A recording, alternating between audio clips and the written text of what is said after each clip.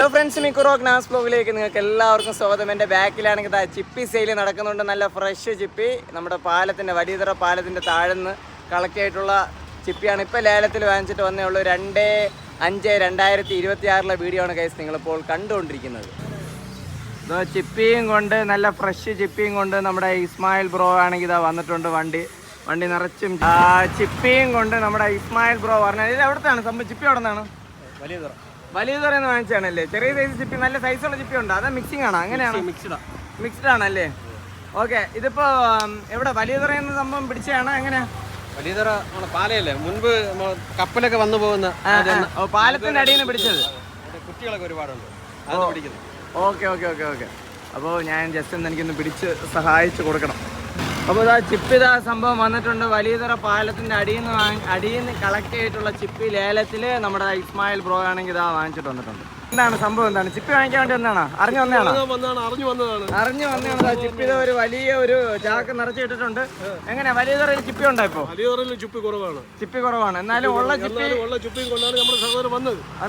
അറിഞ്ഞിട്ടാണ് വന്നത്. വില എങ്ങനെയാണെന്ന് അറിയില്ല. വില എങ്ങനെയാണെന്ന് അറിഞ്ഞൂടാ. സംഭവം എന്തായാലും നോക്കാം. ഇതാ ചെറിയ ഇതിലും വലുതിലൊക്കെ കൊണ്ട് തട്ടുന്നുണ്ട്. ബോക്സിലാണ് ാണെങ്കിൽ ഇതാ സംഭവം ഇസ്മായിൽ ബ്രോ ആണെങ്കിൽ അറേഞ്ച് ചെയ്തുകൊണ്ടിരിക്കുകയാണ്. 2 മെയ് 2026 വിഷ്വൽസ് ആണ് കാണുന്നത്. ചിപ്പിയൊക്കെ അത്യാവശ്യം നല്ല രീതിയിലുള്ള കളക്ഷൻസും ഉണ്ട്. ഇപ്പോൾ ഏത് സമയത്ത് ഇപ്പോൾ കൂട്ടി വന്നോ ഈ വീഡിയോനെ ഇപ്പോൾ പെട്ടെന്ന് തന്നെ പോസ്റ്റ് ചെയ്യുന്നതായിരിക്കും. ഇപ്പോൾ കൂട്ടി വന്നോ എങ്ങനെയാണ് സംഭവം? ചിപ്പിയും കാര്യങ്ങളും റേറ്റ് കാര്യങ്ങളൊക്കെ ഒന്ന് നോക്കാം. കൊണ്ട് വന്നില്ല, അതിനകത്ത് തന്നെ ഇഷ്ടംപോലെ ആൾക്കാരാണെങ്കിൽ വന്നിട്ടുണ്ട്. ഇന്നത്തെ കറി അവിയൽ രസം നമ്മുടെ വലിയതുറ എയർപോർട്ട് പോകുന്ന വഴിക്കുള്ള വലിയതുറയുള്ള ചിപ്പിയാണ്. പഴയ വലിയതുറ പാലത്തിന്റെ തൊട്ട് താഴെ അതിനവിടെ നിന്ന് മുൻപ് കപ്പലിലൊക്കെ വന്ന് നങ്കൂര ഇടുന്ന ഭാഗത്തുള്ള അതിൻ്റെ കുറ്റിയിൽ നിന്ന് കിട്ടുന്ന സാധനം.